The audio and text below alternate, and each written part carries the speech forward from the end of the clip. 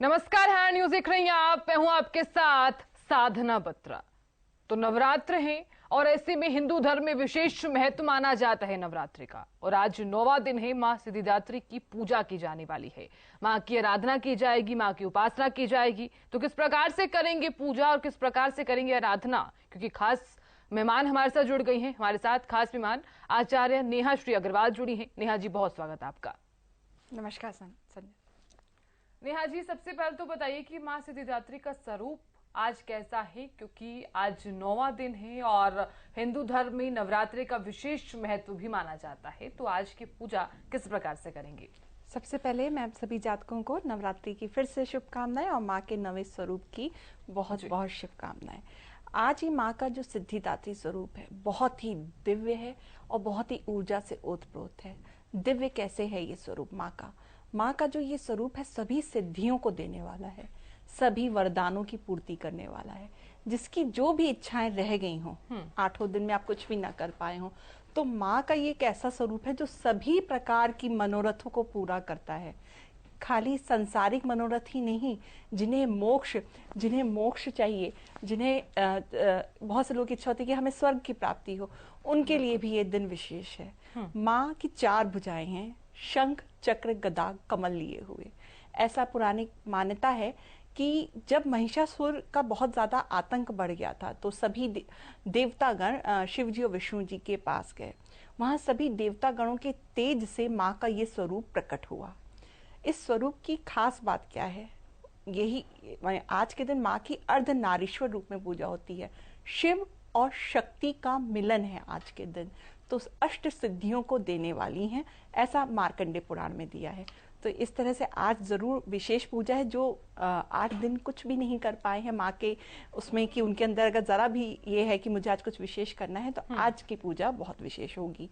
और आज जो समय है, जो शाम के 23 अक्टूबर को शाम के 5:28 तक 9वीं तिथि रहेगी, तब तक आप पूजा कर सकते हैं। बिल्कुल नेहा जी, अब बात कर लेते हैं, क्योंकि आज मां सिद्धिदात्री का स्वरूप जो है जिन्हें काफी अनोखा और काफी निराला माना गया है। और माँ जब आई थी तब उन्हें ढोल नगाड़ों के साथ उनका स्वागत किया जा रहा है। लेकिन अब तमाम जातकों की आंखें जो है वो बिल्कुल नम है, क्योंकि अब माँ के जाने का वक्त भी हो चला है। हालांकि कोई नहीं चाहता है कि माँ जाएं, क्योंकि हर कोई चाहता है कि उनके घर में रहें और अच्छे से पूजा पाठ चलता रहे। लेकिन देखिए, जो नियम है वो नियम ही है। अब इस बीच बात कर लेते हैं कि कथा का क्या महत्व है, क्योंकि हमने देखा कि अष्टमी तक कथा हर किसी ने की और एक विशेष महत्व भी है हिंदू धर्म में। तो आप 9वें दिन कथा का महत्व क्या है ये बताइए तमाम जातकों को। देखिए, 9वें दिन की जो माँ की है, आज जो है सिद्धियों को सिद्ध करने का दिन है। जैसा कि मैंने कहा कि आज अष्ट सिद्धि, महिमा, गरिमा, लघिमा, हर प्रकार की सिद्धियों के लिए आज माँ का पूजन करना चाहिए। तो सबसे पहले जो पूजन की विधि रहेगी, माँ का जो आपको मन में अर्धनारीश्वर स्वरूप नहीं, तो माँ का जो लाल साड़ी में जो माँ का स्वरूप है उसकी मन में आपको छाया बैठानी है। और लाल वस्त्र पे जैसे हमारी चौकी लगती है माँ की, वैसे ही लगेगी। आज कुछ विशेष ये है कि माँ को जो भोग लगेगा वो मक्खन का, तिल का, इन विशेष चीज़ों का भोग लगेगा। नारियल तो रहेगा ही, लेकिन जो पूजा की थाली में क्या क्या चीज़ें होंगी? पूजा की थाली में आपके आज हल्दी, सिंदूर, अक्षत, कुमकुम और इलायची, सुपारी, लौंग, गंगा जल जरूर रहेगा। ये सभी चीज़ें आपकी पूजा की थाली में रहेंगी। सबसे पहले पूजा की विधि में ये बता देते हैं कि माँ का आह्वान कैसे करना है। तो माँ का आह्वान हम सबसे पहले हाथों में पुष्प लेके और चमेली के फूल आज जरूर चढ़ाए। ओम सिद्धिदात्रे नमः का जप करते हुए हमें माँ का आह्वान करना है। और साथ में हमें माँ का बीज मंत्र ह्रीम क्लीम एम सिद्धे नमः का जाप करना है। इस प्रकार से हम आज माँ का पूजन करेंगे। जो माँ की कथा है, तो ऐसा कहा जाता है कि महिषासुर का माँ ने वध किया था आज, तो वो सभी उस ऊर्जा को, मतलब सारी जो महिषासुर सबसे ज्यादा एक ऐसा असुर था जिसने पूरे संसार में, जगत में देवता भी उससे डर गए थे। तो किसी भी प्रकार की नकारात्मकता हो, किसी भी प्रकार की असुरी शक्तियों से आप घिरे हो, चाहे वो आंतरिक आपके मन की हो चाहे बाहर की हो, उसके लिए अगर आप चाहते हैं तो आज जरूर नवाण मंत्र से हवन जरूर करें। ये बहुत ज्यादा आज के हवन का बहुत पावरफुल होता है। आज के दिन हवन करना, और हवन करने से ही सभी प्रकार की बाधाएं नष्ट हो जाती हैं। जी बिल्कुल नेहा जी, अब बात कर लेते हैं कि पूजा की विधि क्या रहने वाली है और पूजा हम कर रहे हैं तो सामग्री क्या रहेगी, क्योंकि 9वां दिन है और सबसे अहम भी दिन है। जी देखिए, जैसे मैंने अभी बताया कि आपको पूजा में हल्दी की गांठ और सभी चीज़ें, रोली, सिंदूर, माँ का सुहाग का सामान भी रखना है। साथ में आज माँ को छोटा सा अगर आपके पास एक डमरू हो तो वो भी माँ को अर्पित करें, क्योंकि ये आज अर्धनारीश्वर रूप की हम पूजा कर रहे हैं, तो थोड़ा सा वो शिव जी के साथ उनका जो स्वरूप माना जाता है। और साथ में नैवेद्य और पंचमेवा, चरणामृत, इन सब के साथ साथ मक्खन, तिल से बनी हुई वस्तुओं का भोग लगेगा। और जो विशेष है आज के दिन बलि देने का विधान है। तो ब्राह्मण तो बलि नहीं दे सकते, अब ना ही आजकल वैसी परंपरा रही है कि हम बलि दें। तो बलि से यहाँ क्या मतलब है?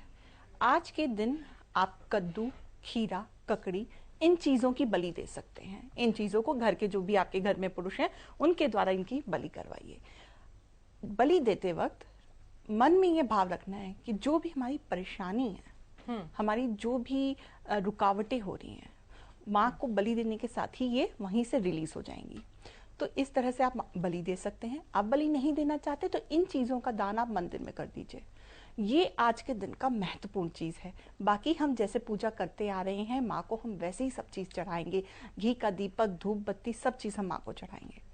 दूसरी चीज़ एक जो विशेष महत्वपूर्ण है आज के दिन, अगर कोई अपने किसी का कुंडली में केतु खराब है ना, बार बार उसके काम रुक जाते हों, तो उनका भी आज विशेष पूजन कर सकते हैं। लेकिन ये सारी चीज़ें जो उपाय हैं, ये जब हम हवन अभी बताएंगे तो उसमें सारी चीज़ें हम कवर करेंगे। जी बिल्कुल नेहा जी, अब ऐसी बात कर लेते हैं कि यहाँ पर मंत्रों का उच्चारण किस प्रकार से किया जाएगा और हम मंत्र उच्चारण कर रहे हैं तो सरल भाषा में कौन कौन से ऐसे मंत्र हैं जो पूजा से पहले किए जाएंगे और कौन कौन से ऐसे मंत्र हैं जो पूजा के बाद में किए जाएंगे? जी जैसे माँ का आह्वान करेंगे, सबसे पहले हाथ में पुष्प लेके ओम सिद्धिदात्रे नमः। फिर माँ का हम स्तुति कैसे करेंगे? या देवी सर्वभूतेषु सिद्धि रूपेण संस्थिता नमस्तस्यै नमस्तस्यै नमस्तस्यै नमो नमः। इससे हम माँ की स्तुति करेंगे। उसके बाद आप दुर्गा चालीसा का पाठ करिए। और आज के दिन एक चीज़ ज़रूर करिए, अगर पहले के कुछ दिनों में नहीं किया है तो आज ज़रूर करें। देवी कवच के साथ देवी कीलक होता है, वो ज़रूर पढ़ें। और साथ में आपको देवी सूक्तम, तंत्रोक्त देवी सूक्तम का पाठ करना है। पाठ करने की कुछ विधि ऐसी है कि पहले हाथ में जल और अक्षत लेके कि माँ मेरी पूजा स्वीकार करें, आज मैं आपका ये पाठ करना चाहता हूँ, करके फूल अर्पित करें। और जब वो पाठ एक खत्म हो जाए तब भी फूल अर्पित करें। इस तरह से आप ये पाठ कर सकते हैं। तीसरी सबसे महत्वपूर्ण चीज़ है कि आप दुर्गा सप्तशती का अगर अभी तक कुछ भी अध्याय नहीं पढ़े हैं तो आज दुर्गा सप्तशती का 4th और 11वां अध्याय ज़रूर पढ़ें। इसमें देवी की स्तुति देवताओं ने की है। आज आखिरी दिन है, आखिरी दिन आप देवी की इतनी स्तुति करिए कि माँ प्रसन्न होकर आपको सभी सिद्धियों से वरदानित करें। तो ये कुछ महत्वपूर्ण चीज़ें हैं जो आज हमें करनी है। जी बिल्कुल नेहा जी, अब ऐसे में बात कर लेते हैं कि आज के दिन हवन का क्या महत्व है, क्योंकि हमने देखा है कि चाहे अष्टमी हो या फिर नवमी, दोनों के दिन तमाम जातक हवन जरूर करते हैं और घर में किसी भी चीज को लेकर या फिर नकारात्मक जो एनर्जी आई है उसको भगाने के लिए भी हम हवन जरूर करते हैं। जी नवमी के दिन का हवन का जो सबसे ज्यादा महत्व होता है, सबसे पावरफुल हवन आज का माना जाता है। और इसे मध्य में, मतलब दोपहर में करना चाहिए, अभिजीत मुहूर्त में 12 बजे के आसपास। तो हवन में देखिए, हवन आप अगर कुछ जातक हर दिन थोड़ा सा हवन करते हैं, पर आज विशेष रूप से हवन कीजिए। हवन कुंड लेना है। हवन कुंड देखिए, अगर मिट्टी का ही कैसा है, वो कैसा है, गोल है, स्क्वायर है, गोल या चौकोर हम ले सकते हैं। उसको सबसे पहले धुल के आपको धूप में सुखा दें, फिर 2 मिट्टी के ईंटों पे उस हवन कुंड को रखें, अच्छे से लेप कर दें। हवन कुंड के आसपास आपको सजाना है, रंगोली बनानी है। हवन में अंदर स्वास्तिक जरूर बनाइए। 5 प्रकार के फल रखिए। उसके बाद हवन सामग्री में क्या क्या चीजें पड़ेंगी? हवन सामग्री में आज नैवेद्य और लौंग जरूर डलेगा। अब जो विशेष है, लकड़ी कौन सी यूज होगी? तो नवग्रह की लकड़ी आती है। तो जिनका राहु केतु से पीड़ित हो रहे हैं वो अपनी लकड़ी में दुर्वा और कुशा भी शामिल करें। दुर्वा और कुशा की लकड़ियां। और जो शनि से पीड़ित हैं वो एक पात्र में घी अलग रहेगा और शमी की जो लकड़ी है उस घी में डुबो के उसमें जरूर अर्पित करें। और मंत्र क्या लेंगे आप उस वक्त अर्पित करते वक्त? मंत्र क्या लेंगे? ओम ऐंग ह्रीं क्लीं चामुंडाय विच्चे स्वाहा। ऐसा 108 बार आप करेंगे। ओम ऐंग ह्रीं क्लीं चामुंडाय विच्चे स्वाहा, और आप अर्पित करते जाएंगे सामग्री। तो इस प्रकार से आज का हवन करना है। और हवन करते वक्त इस चीज का जरूर ध्यान दें कि आपके घर के परिवार के सभी लोग वहां बैठे और शांति के साथ बैठे, बच्चे बुजुर्ग सब बैठे, और सबसे आप आहुति डलवाइए। अगर आप इससे आहुति डलवाने के बाद आप बाद में गायत्री मंत्र से भी कर सकते हैं, वो बहुत 11 से 21 बार आप हर बच्चे से करवा सकते हैं। तो इस तरह से आज हवन का जो बहुत विशेष महत्व है, दूसरा बलि का बहुत महत्व है, और जो ये मंत्र बताए हैं, मंत्र के साथ जो पाठ बताए हैं, ये सभी करने से किसी भी प्रकार का राहु केतु शनि कुछ भी है सब शांत हो जाएगा। आपको कोई भी दूसरा उपाय करने की जरूरत नहीं है। जी बिल्कुल नेहा जी, ऐसे में बात कर लेते हैं कि कंजक बिठाने का, यानी कि प्रेम पूर्वक तमाम कन्याओं को भोजन कराने का एक अलग ही विधान है यहाँ पर, और पौराणिक महत्व भी यही कहता है कि आप अगर कन्याओं को कुछ दे रही हैं तो उनके मन के अनुसार भी कुछ उपहार के रूप में भेंट कर सकते हैं। तो ऐसे में आप ये बताइए कि नव विवाहित अगर जोड़ा कंजक बिठा रहा है तो उसका क्या कुछ लाभ पहुंचेगा उस जोड़े को, और कुंवारी कन्याएं अगर कंजक बिठा रही हैं तो क्या कुछ लाभ पहुंचेगा? देखिए, माँ तो इतनी दयालु है, लाभ तो सबको मिलने वाला है, बिल्कुल है ना। और जो नव विवाहित जोड़ा है, आप अपने मन में प्रार्थना वैसी कीजिए कि आपको किस चीज का लाभ चाहिए। माँ तो झोली भर के दे रही है सबको, तो प्रार्थना ये करनी है कि हमारे सौभाग्य की वृद्धि हो, नव विवाहित जोड़ों में आपसी सामंजस्य रहे, और कल को उनके परिवार का भी विकास हो। तो ऐसा उनको प्रार्थना करके माँ को पूछना है। और जो कुंवारी लड़कियां हैं, उनको वर प्राप्ति के लिए कंजक पूजनी है। सबसे पहले कंजक हमने बात की कैसे माँ का आगमन करेंगे, कैसे आमंत्रित करेंगे, कैसे हम उनके चरण धोने की भी खास बात यह है कि आप उनको एक ऊंचे आसन पर बैठाइए और नीचे एक पात्र रख के तब उनके चरण धोइए, कमरे में ही, मतलब क्योंकि वो हमारी देवी हैं। उनको ये नहीं कि आप बालकनी या वॉशरूम में ले जाके चरण धुला रहे, ऐसा बिल्कुल मत करिए। तो पूरा सम्मान देना है। माँ को भोग में आज कोशिश कीजिए, देखिए माँ तो हलवा चना पूड़ी से भी खुश हो जाती हैं, जो ऑफिस गोइंग है वो जलेबी भी दे रहे हैं तो माँ खुश है, माँ को तो सब स्वीकार है। आप कितनी श्रद्धा से कर रहे हैं। नियम में वैसे तो आप 9 तरह का भोग माँ को लगाएं, आज बहुत अच्छा है, तिल का भी कुछ सामान जरूर दें। लेकिन एक विशेष बात कहना चाहेंगे कि जो नवविवाहित जोड़े हैं तो माँ को श्रृंगार का सामान, जो कंजक कन्या है उनको कुछ मतलब लाल कपड़ा, लाल वस्त्र दे, साथ में उनके बालों में छोटा छोटा गजरा जरूर लगाएं, बड़ा ही सुंदर और बड़ा ही माँ को बहुत प्रसन्न है। दूसरा, वो एक गोल्डन कलर की क्लिप लेके माँ के बालों में जरूर लगाएं, साथ में थोड़ा सा काजल भी माँ को लगाएं, आलता और कुमकुम तो हम लगाते ही हैं। तो इस तरह से माँ को, हमें माँ आई है घर में, उनका पूरा श्रृंगार करना है। उनको भोग में जितनी वस्तुएं हम लगा सकते हैं हम लगाएं, मक्खन चढ़ा में सारी चीजें। वैसे तो हलवा चना पूड़ी तो विशेषकर सभी कर रहे हैं, पर आप जो जितना कर सकते हैं, फल, आप जो ऋतु के फल हैं वो सारे लगा सकते हैं। एक लाल वस्त्र जरूर देंगे माँ को, और 1 रुपए का सिक्का जरूर देंगे। और जब वो माँ को आप विदा करेंगे तो उनसे पीछे आप चावल जरूर फिकवाएंगे, थोड़े से सिक्के। उस चावल को मैं कहूंगी, जो नवविवाहित जुड़े हैं, उस चावल को अपना पीछे अपने हाथों में एकत्रित करके उसे रख लें, एक किसी भी लाल कपड़े में बांध के। वो इतना शुभ है कि वो आपके घर में हमेशा संपदा भरी रहेगी, उसकी कभी दिक्कत नहीं होगी। तो ये छोटी छोटी सी चीजें हैं, पर इसका इतना महत्व है। और हृदय से करिए, बहुत कुछ मिलेगा आपको, बहुत कुछ, जितना आप सोचें उससे कहीं ज्यादा। बिल्कुल नेहा जी, अब ऐसे में बात कर लेते हैं जो पहले दिन हम खेतरी बोते हैं, यानी कि जो और अनाज से पूरा प्रोसेस रहता है, और घट स्थापना भी करते हैं जी।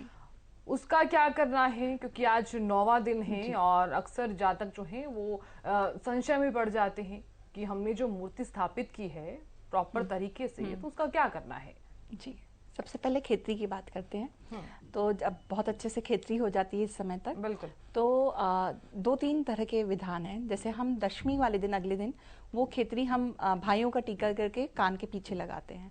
कान के पीछे लगाना विजय का प्रतीक है, बहुत शुभ माना जाता है। दूसरा चीज, आप उस खेतरी से और गंगा जल लें, और उस खेतरी से ही जो है आप पूरे घर में गंगा जल का छिड़काव करें, बहुत शुभ है। आपके घर की सभी नेगेटिविटी दूर हो जाएगी। उसके बाद आप उस खेती को जो भी है आप बालकनी में या अपनी छत पे रख सकते हैं, और उसमें उसको हटाना नहीं है या उसको कहीं विसर्जित नहीं किया जाता। रखिए, उसमें कुछ आप अनाज डाल दे सकते हैं, उसमें कुछ नए पौधे लगा सकते हैं, क्योंकि वो आपके घर में इस बात का सूचक है कि नई फसल आ गई, नई संपदा, नई नई बरकत आ गई है। तो इसलिए उसको संजो के रखें, और थोड़ा सा उसको जरूर हम अपने लॉकर में रखेंगे। जी बिल्कुल नेहा जी, अब आखिरी में फटाफट बात कर लेती हैं, आरती का जो समय है वो क्या रहने वाला है, शुभ मुहूर्त क्या है? जी, आज आरती आप संध्या काल में करिए, बहुत शुभ है। और वैसे ही शंख बजा के घी के दीपक और कपूर के साथ माँ की आरती करनी है। आरती के नियम वही रहेंगे, हमें 14 बार माँ की आरती करनी है, 14 बार घुमाना है, 4 बार चरण में, 1 बार मध्य में, 2 बार मध्य में, 1 बार मस्तक पर, और 7 बार संपूर्ण अंगों की आरती करते हुए हमें ये कार्य करना है। और बाद में सारे जो घर में जितनी भी कन्याएं हैं, अगर घर में कोई कन्याएं हैं, सबको आपको प्रसाद देना है, सबको आप कलावा, रोली, कुमकुम का टीका लगाएं इसके साथ ही। जी, और एक चीज, जो दुर्गा जी की मूर्ति जिन्होंने घर में मिट्टी की स्थापित की है, बहुत से लोग फोटो रखते हैं माँ की, तो जो माँ की फोटो है वो हम पूजा करने के बाद अपने मंदिर में ही रखेंगे।